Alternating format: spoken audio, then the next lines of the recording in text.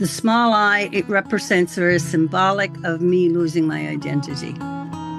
It's also symbolic of the people out there who feel like a small I. You don't feel good enough. That was a phrase used with me my entire life.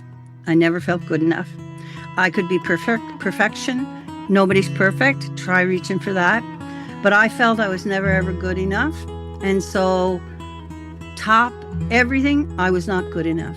And so, in the book, one of the things the therapist told me is that often, if you have trauma in your past life, and I had it through my childhood, and when I was an adult, there were various things that you can be re-triggered. And so when you have a concussion or a head injury, one of the things we can have is we're triggered. So say, for example, there was someone in your life who, when they hollered, there was something bad came with it. So when you hear someone at that volume, suddenly you're triggered and your brain doesn't know if it's present or past. And so you're there overreacting and you're elevating in your emotions, and somebody's there, and if they start saying something like, relax, calm down, don't do that. That only makes it worse because you're negating what the person is feeling. Validate them. You can't fix them. Simply say, is there something I can do for you? Everybody, welcome back to Living the Next Chapter. I have a lot of authors on the show. We've had some authors who come on and talk about some pretty fun things. I've had some people come on and they write kids' books and cookbooks, and we have movie stars. But today, nice. I think the best thing about this guest we have today on the show is we're going to help somebody today in our conversation. Francene is here, and here in Canada right now, we're focused in the month of June for Brain Injury Awareness Month. And it's something I've had other guests on in the past that have tried to talk about this subject and share their story. We've helped some people in those conversations. I'm so happy that Francene's here today with her new book, and we're going to help some more people today through our conversation and Francene's story. Francene, I'm honored to have you here. Welcome to Living the Next Chapter. Thank you, Dave. I really appreciate it. The more we get the word out, the more people will know and be prepared if something happens to them, because we are all at risk of falling or being in an accident and hitting our head. And it can happen at the most unlikely time. And so if I can help someone not go through the pain that I had to go through, then I will have completed my mission, and I'll feel better. It's great. We have a family member, Francene, that's had multiple concussions over her lifetime, and her doctor's warning her to be super careful. Yeah. Because it just seems to be, unfortunately, it just seems to happen to this person. And it's sad. It's like a random thing that this person has had this many interactions with a concussion and traumatic brain injury that we're all please be careful. We want you to be fine and healthy, but it can happen to anybody, right, Francene? It can happen to anybody. And when you mention repeated concussions, there's a young girl from Ontario, I think it was in 2016, 2017. Her name's Rowan Stringer, and she was a rugby ball player. And they had a big tournament. And of course, she was in grade 12 senior and trying to win the tournaments. And she she hurt her head in one of the earlier games, but she did not tell her parents. And she only mentioned it casually to a friend that she thought maybe something was going on with her head. But they had the championship or the next game the next day. And she was determined that she was going to help her team win. And she fell, she hit her head. And Dave, she never came out of it. She died from its second syndrome. I have it written somewhere, but she died because the first injury had not healed, and she had the second. And then her father and her mother made it their advocacy program to teach young people to speak up if they have a concussion. And so they even got Rowan's Law installed. I think it was in 2017 across Canada. This happened in Ontario. And so that law came into place. And so in sports, coaches and stuff have to tell the kids about concussions and the importance of letting them speak up and tell someone, because it's not worth your life. And this is a kid. This is a This child. was a 17-year-old right? senior. She was going to be a nurse. You're a parent. Your kid's Yeah. in grade 12. Yeah, it's heartbreaking, is what it is. Yeah. So you wrote a book about don't this, right? You need to speak up. And Yeah. a concussion, a lot of people make fun of that, and they'll say, "Oh, that's just a bump on the head or a knock." And the thing is, a concussion is a brain injury. And then to what extent, well, that's determined as time goes on. But you need to speak up because it is a brain injury. I love that there's more people talking about this, Francene. I love that you have a book about it, that you're sharing your story. I think the more stories we hear about this, the more education we can get, the more we know. Yeah. It helps everyone. Yeah. I'm looking back in my days as a kid, you'd get knocked down or something would happen in sports or whatever, and you get pat on the back and send you right back out again, right? You're fine. That's exactly right. We don't see the physical effects of what happened. We don't. It's an invisible injury. So we're fine. Just go back. You're okay. That's right. That's right. That's scary. Yeah. And sometimes the symptoms don't show up until the next day.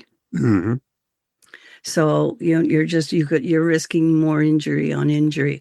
And the thing is, when you're talking about sharing, Dave, that I have learned as an author and a professional writer and a teacher, talking it out and sharing whatever your difficulty or adversity is, when you talk it out with other people who you trust, and I trust your audience and I trust you right now, that they are going to take and sift out what helps them or someone they know. And then if it's not applicable, then so be it. But in sharing, you're helping people. And Alistair MacLeod, a wonderful, wonderful mentor of mine and a Canadian author who has since passed away, said to me when in a writing workshop, he said, and this is good for your authors out there, Dave. He said, whatever's most personal is most universal. Mm. And so my sharing my story and being so raw and so honest, people have already told me, like previewers have already told me they see themselves in parts of it. Well, if you see yourself in part of it, there might be a gem in there that's going to help you. And you never know when you're sharing a story. When I was sharing a story, one of the things that happens with concussion is it can play havoc on relationships. And one of the things that happened is that my husband had difficulty, of course, dealing with some of my outbursts or my emotions, or what we call getting triggered and being overreactive. And one of the people in my book who I interviewed, because there's 7 other people in this book, it's a memoir plus, who have similar but even more extensive stories on different aspects of life, on grief, on tragedy, accidents and they never heal, becoming paraplegic, losing a baby. And these people, and I forgot my train of thought, Dave, which is what happens to me when I really feel passionate about something. But they shared their stories. And when I was interviewing one of these people, I was talking about my relationship with my husband, not knowing that was the very thing she needed to hear. Right. And then afterwards, the next day, she sent me an email, and it was like she had the best talk with her husband she ever had since she had her injury. Right. So you never know, Dave, when you're going to help someone. So reach out. Yeah. Francene, the one thing that I'm going to just let people know at the beginning of our conversation, in podcasting, some things that we do as podcasters is we will go in and we'll edit the content and we'll move things around and chop here and chop there. And we do that so that the audience gets the final product. And it's something that, it's something we do all the time. But what I want to let people know, and you've already mentioned already that you've kind of lost your train of thought in the conversation. Yeah. I'm not editing today because the reason I'm not doing that, Francene, is there's people listening to this and they are on a similar path that you are on. Yeah. And I think it's a disservice to the audience who are trying to find their way to, in effect, clean up our conversation and make it look like it. I want this to be real. It has to be raw. So please don't feel No. that this is distracting by any means. No. I'm going to let the conversation happen today. Yes. We're going to work Yes, together please. on this, but I Yeah. want people to realize that we're not editing this today, because I want people to see you as a champion in this space, sharing your story and connecting with you. Okay? Just so you know, and Thank for you. the audience that's listening, Thank you. this is on purpose. This is on Yes. purpose. Yes. And so what if we have differences when we share? The Exactly. importance is that we have a voice. Right. And there were many people when I started this, go ahead. See, I just did it. Yeah. I was stuttering so bad. No, very few could understand me. And I had to go to speech therapy for years. And then I had Alexa and I had Siri because I felt so stupid when I did the syllables like a child, like the ba and the ah, trying to, and when I talked fast, it was all stuttering. But to go slow, it was painstakingly slow. And it was like, I can't do that. Wow. And so I stopped and I couldn't talk. And then I discovered Alexa, if you don't ask her clearly, she doesn't get your message, or Right. Siri. Right. So I started practicing. Wow. It's called neuroplasticity. Yep. I since learned. And that is the brain can create new channels for various things.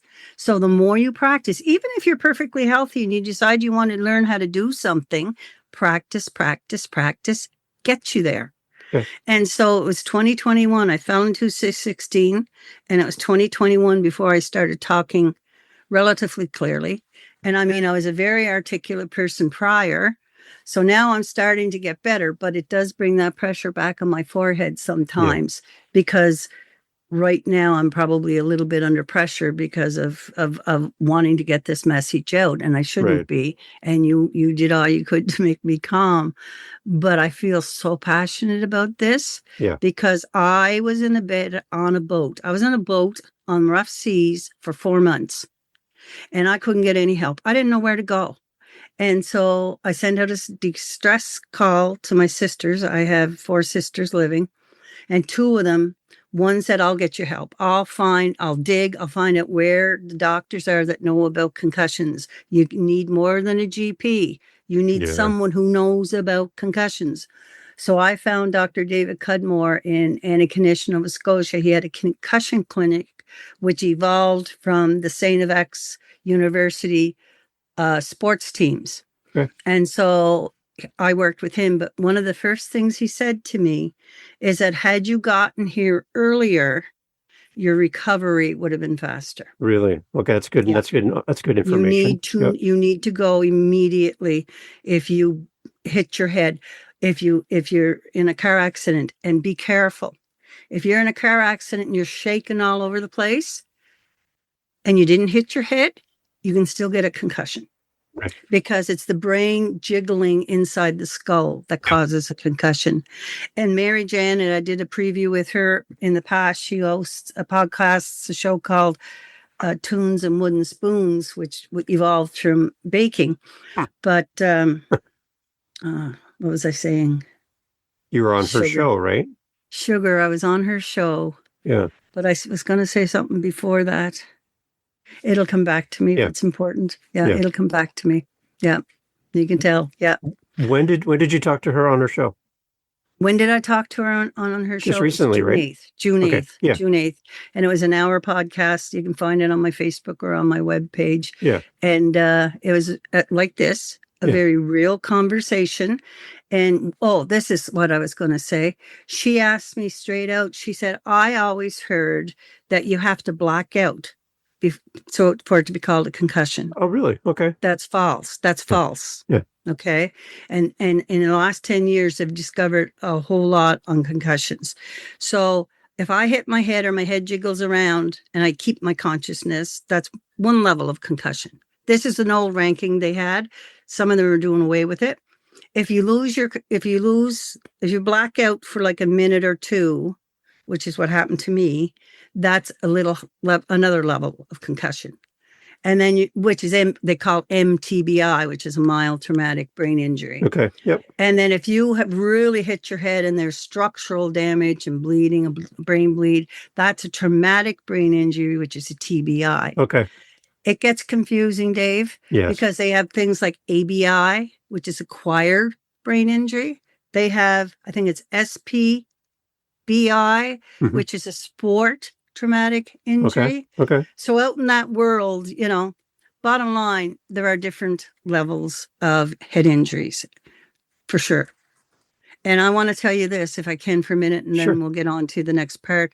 When my husband was in the hospital years back, he had back surgeries. And I was in his room, and he was in a twin room with another gentleman. And the other gentleman, his wife and his mother would come in every single day. He was in his early 30s. And it was from Sydney, Nova Scotia.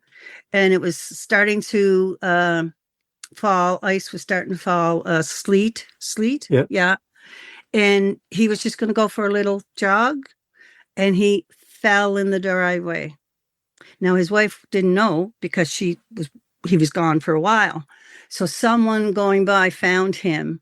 That poor man was in I don't know if you call it a coma, not sure what you call it. The only thing that he could move were his eyes. Wow. And he had many brain shunts and so on and so forth. Dave, that was from a fall on ice, similar to mine. But he was running when he nailed his head. Yeah. Now, the last I had heard of him, and oh my God, my heart was so broken for his wife. They had 2 little children at home, and but they were coming in every day. And the last I heard, I had written a column about him because he impacted me so much, and never knowing that this would be my future in a much lesser degree. But I think they was going to send him to rehab in Sydney, the last I had heard. Now, I forget their names because that's the nature of the beast. Yeah. And I would love if that lady and her family and he is okay, if they want to reach out to me sometime, that would be really nice to see him. If he came around. So there's many degrees of head injuries and many types of help. I didn't realize all the different types of help. I didn't realize all the organizations and agencies. And because you can't really go on computer screens and it's hard because of the screen, it takes you a while to discover these things. And I'm like, why not have it all together? And so that's what I ended up doing. Okay. Yeah. Talk a little bit, Francene, about life before your brain injury. What were you up to? What were you doing? Because you're a super smart person, and I love how you show up in this world. There's a story here, so talk a little bit about kind of what you were up to prior to all this happening. Okay, I'll just start at the very beginning of how my purpose in life evolved. Yeah. Grew up in a very traumatic home. My 21-year-old brother was killed in a car accident when I was about 8 or 9. He was the only boy. My parents adopted my older sister's child. He was my little brother. And he drowned below our house. I live by the ocean. I love my ocean. And he drowned when he was 9 years old. I was 16 and he was my life. He was my angel. And so after that, because my dad loved boys, not so much girls, and there were 6 of us. But anyway, that's another story for another book. And so my parents, we lived with grief, a blanket of grief in our house. And people, when really bad things happen, you either become stronger and find some kind of purpose. You have to find something that makes you want to keep living and to have a voice. Or unfortunately, some turn to lesser coping skills, alcohol, drugs, gambling, whatever. So my dad turned to the bad. And when I was on the beach with my father worked on my little brother because he was he had a first aid certification. And so I watched my dad trying to bring life back into my little brother. And so I vowed on that day, on that beach at 16 years of age, that I would not let anyone else. I would do my best to help people not feel the pain that I was feeling or that my dad was feeling, because we were just watching it disappear in front of us. And so I vowed that I would make my purpose helping other people. And my passion is, I love young people, probably with the little brown eyes. And so I became a school teacher. Couldn't get a job as a teacher. So then I worked in adult education and literacy, helping people learn how to read and write, adults. Then I taught GED.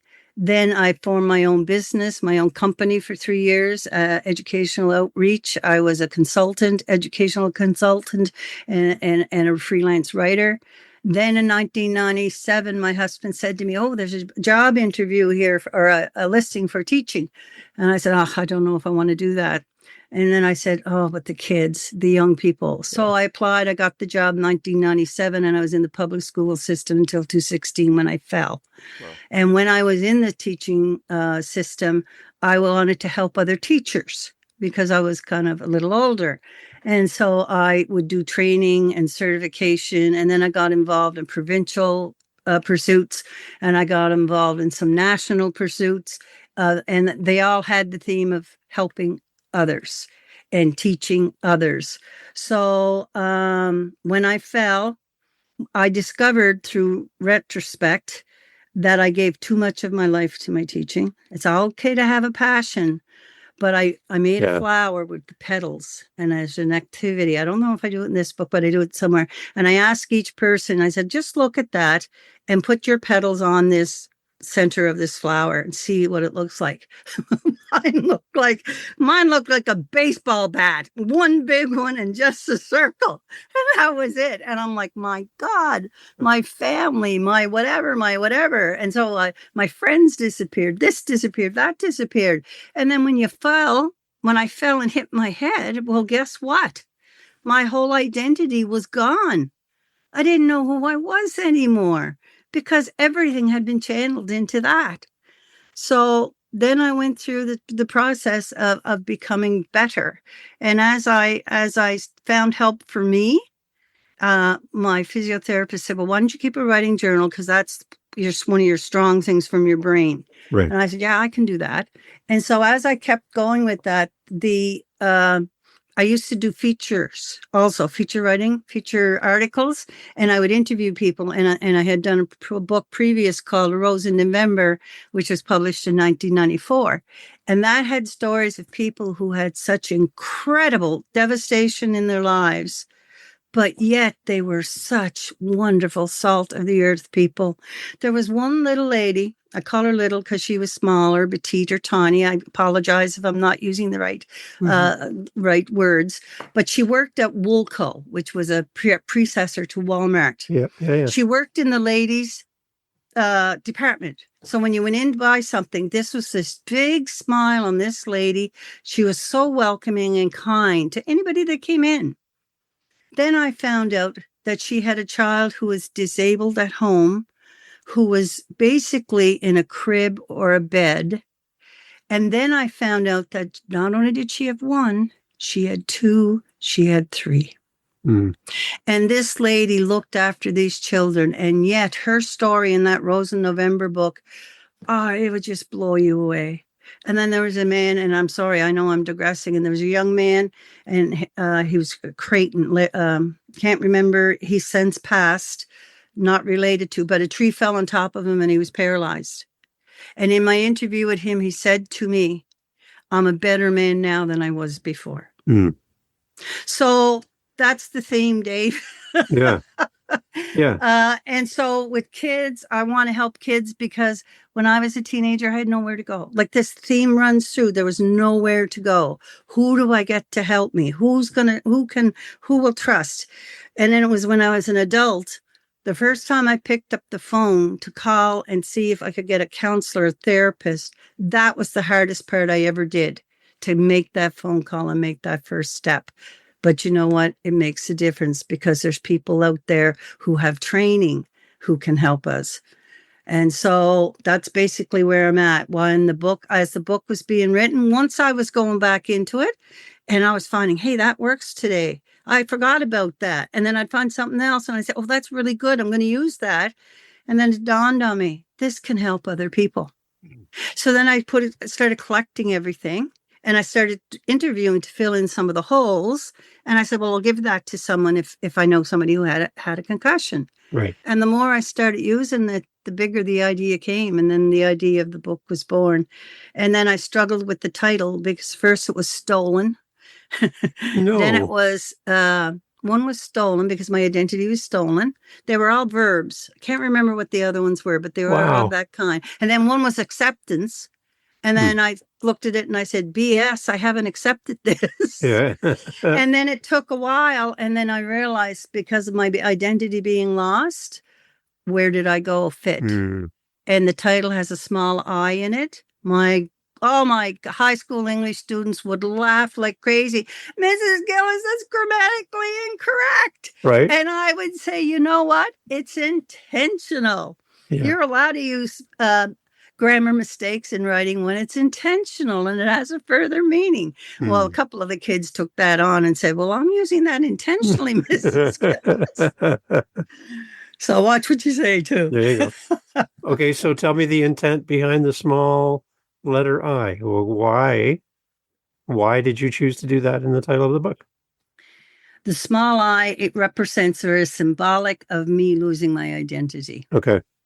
It's also symbolic of the people out there who feel like a small I. Wow. You don't feel good enough. That was a phrase used with me my entire life. I never felt good enough. I could be perfection. Nobody's perfect. Try reaching for that. But I felt I was never, ever good enough. And so top everything, I was not good enough. And so in the book, one of the things the therapist told me is that often if you have trauma in your past life, and I had it through my childhood, and when I was an adult, there were various things that you can be re-triggered. And so when you have a concussion or a head injury, one of the things we can have is we're triggered. So say, for example, there was someone in your life who, when they hollered, there was something bad came with it. Yeah. So when you hear someone at that volume, suddenly you're triggered. Right. And your brain doesn't know if it's present or past. Yeah, exactly. Right. And so you're there overreacting and you're elevating in your emotions, and somebody's there. And if they start saying something like, relax, calm down, don't do that. That only makes it worse because you're negating what the person is feeling. Validate them. You can't fix them. Simply say, is there something I can do for you? Yeah. Word it as a question. Yeah.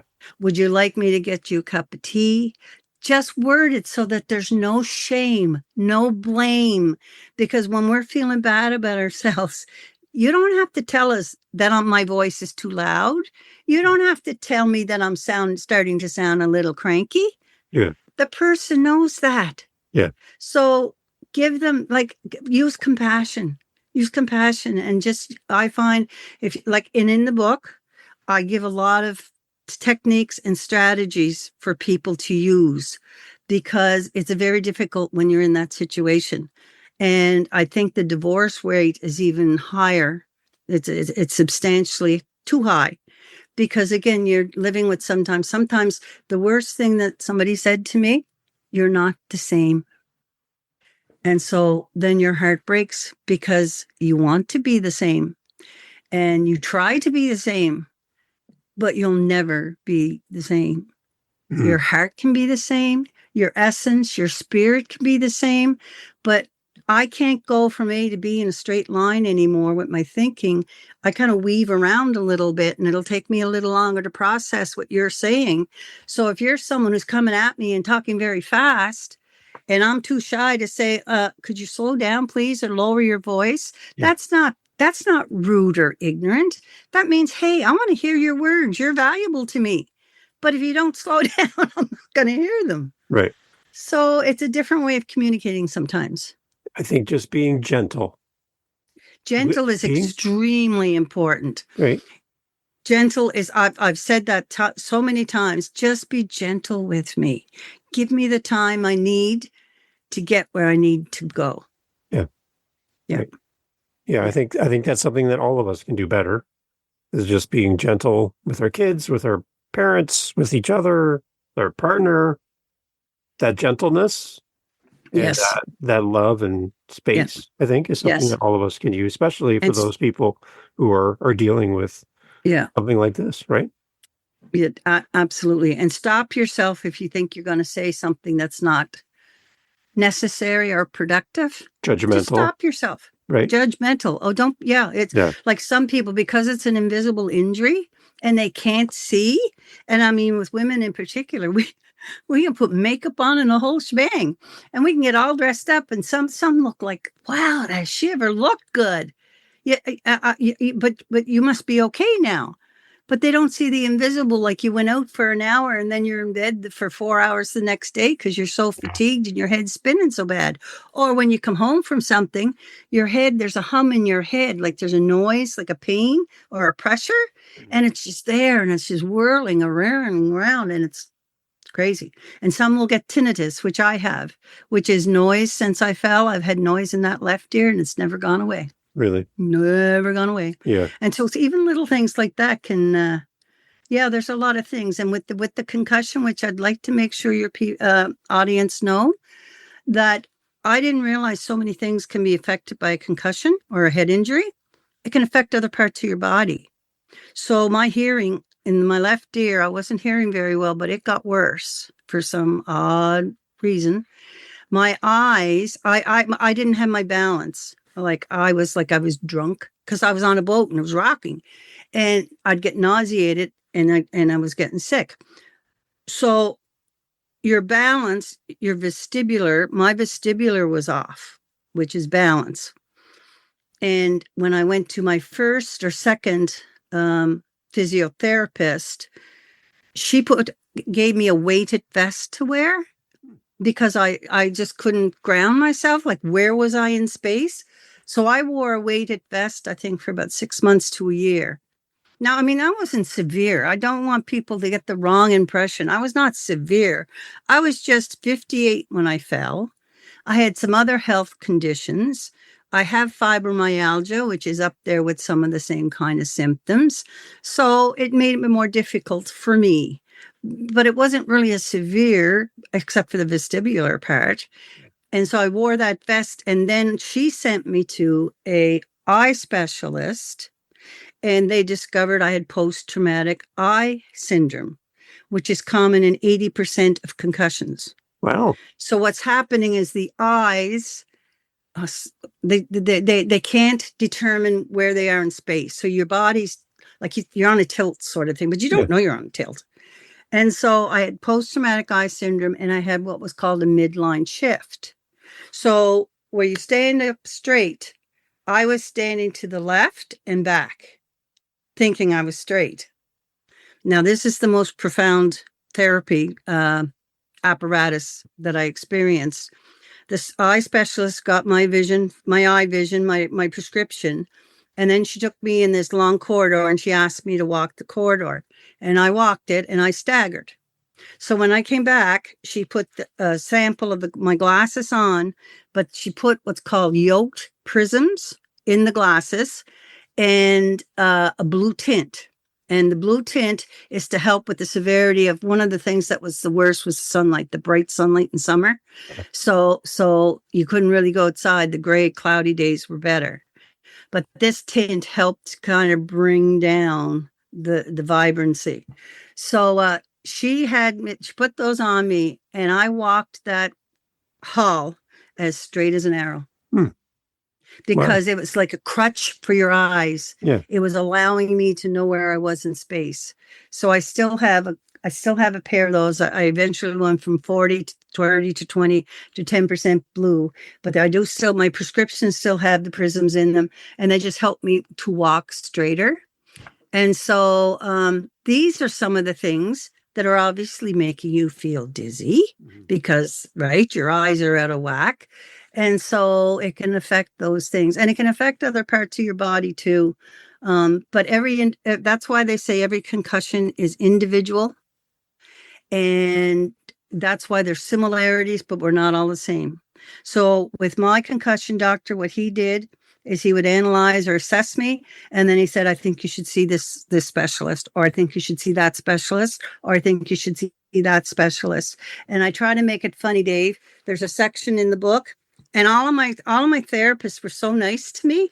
And so I don't know why I did this, but this shows you with the book, I was trying to make it funny because I always envy writers who can be funny in their writing. And I find I'm way too serious because of the path I traveled. I'm going to show you it anyways. I don't know if you can see it. Yep. But that's all of my therapists on a wagon wheel. And on the fulcrum in the front are the two doctors, Dr. Locke and Dr. Cudmore. And everybody around it were the therapists that I had throughout my first 5-7 years.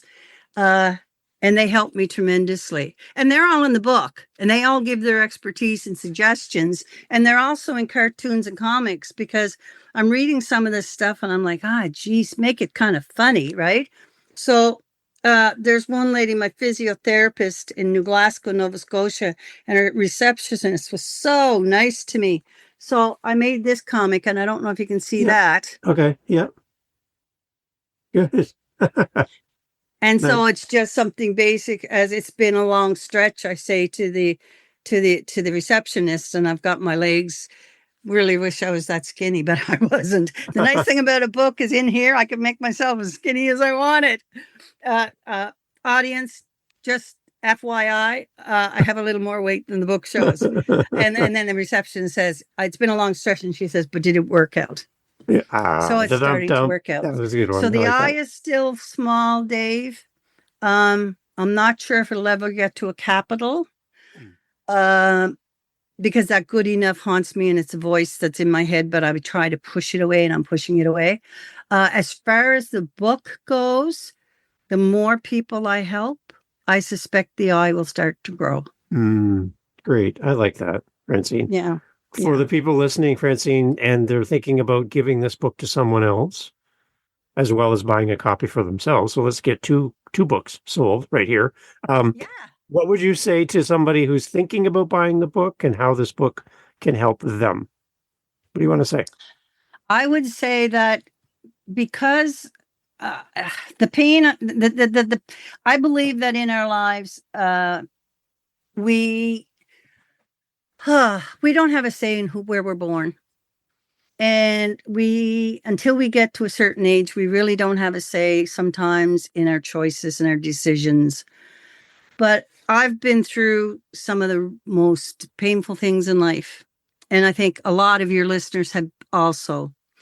And when it comes to those things, we have choices. And so when I wrote A Rose in November about my little brother drowning below my house, in my heart, my soul, and my mind, and my intuition was another little boy. And when I wrote my section of the book, for that chapter for that book, I kept that little boy in mind.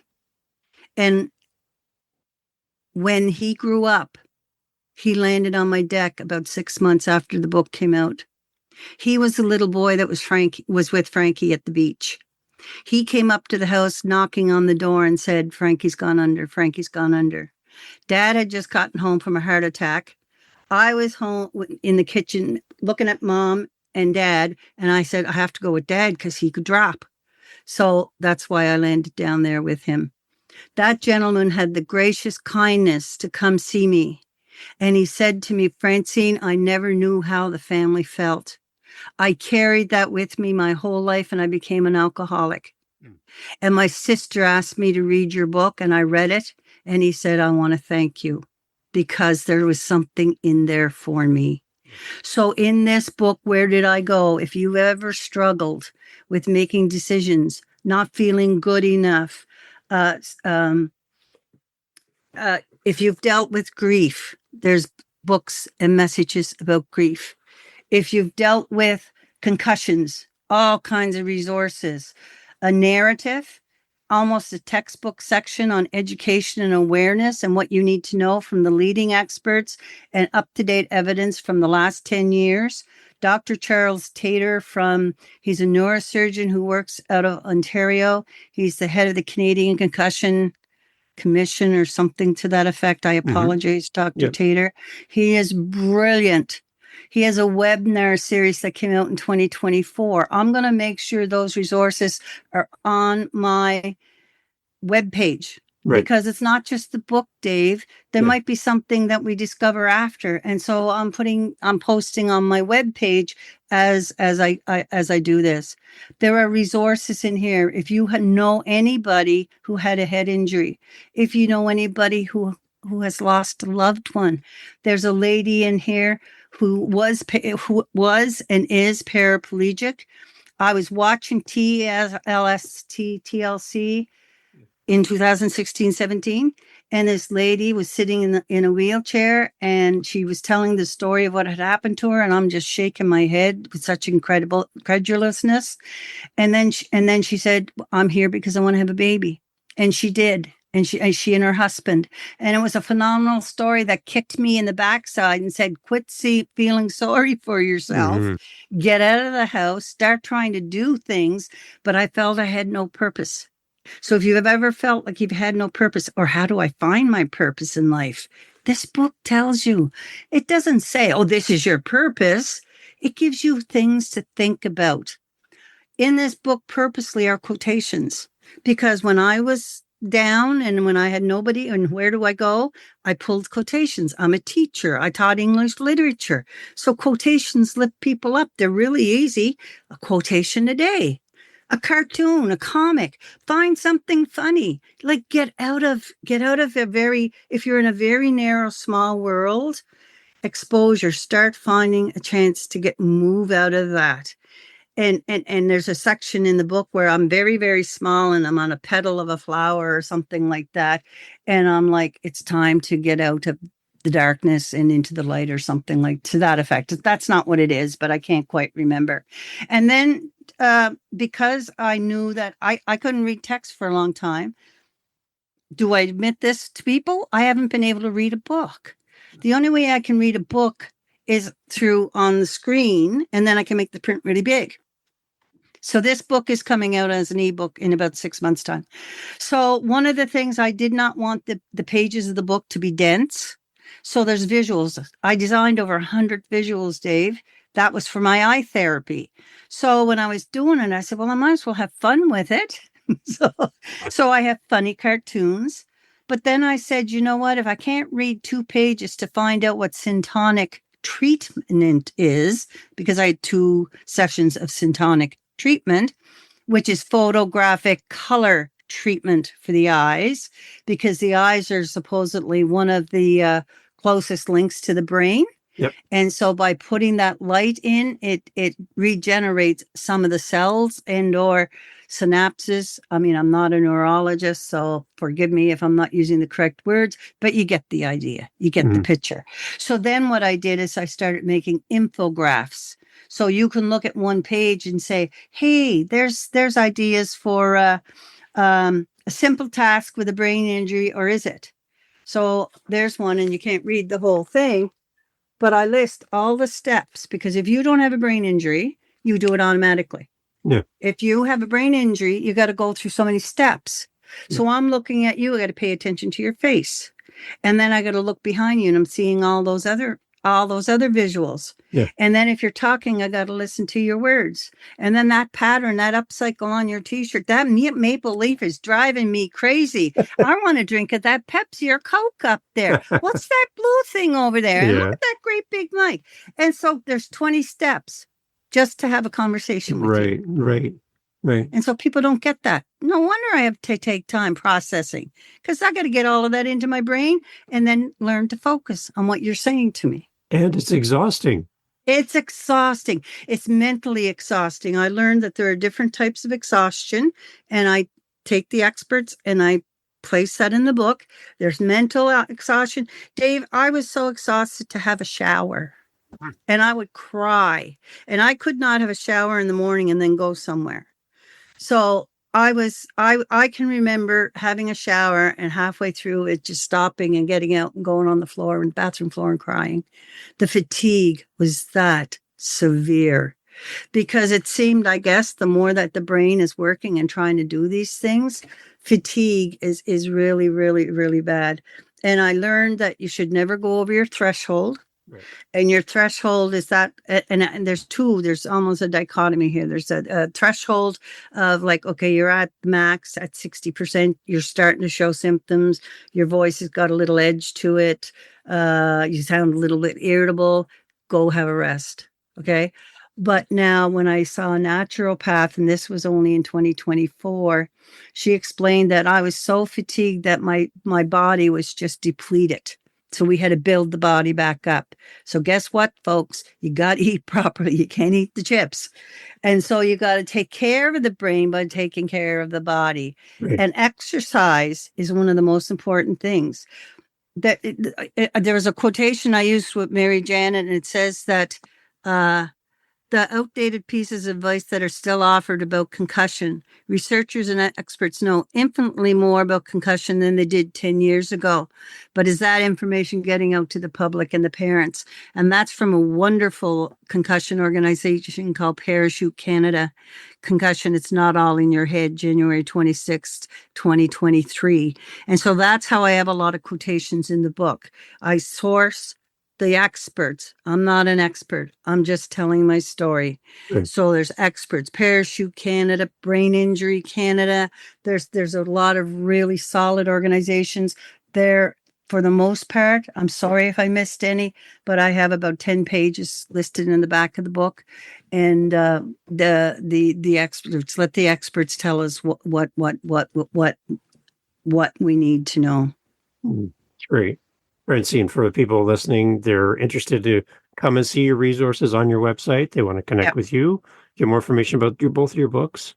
What's your website? Where do you want to send the listener? The website is very simple. It's just basically http://www.francenegillis.ca. Okay. Francene spelled with an E, Francene. Gillis, GILLIS.ca. And then I'm also on Facebook, and don't ask me the link because half the time it works and half the time it doesn't. But it's Facebook. If you look up Francene Gillis, author, educator, consultant, it'll come up.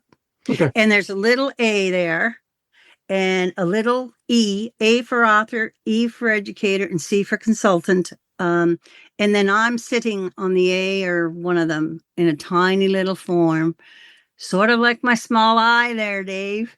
Very nice. But it's a secret. I like being small in the writing, and even if I'm working on it in my real life. There you go.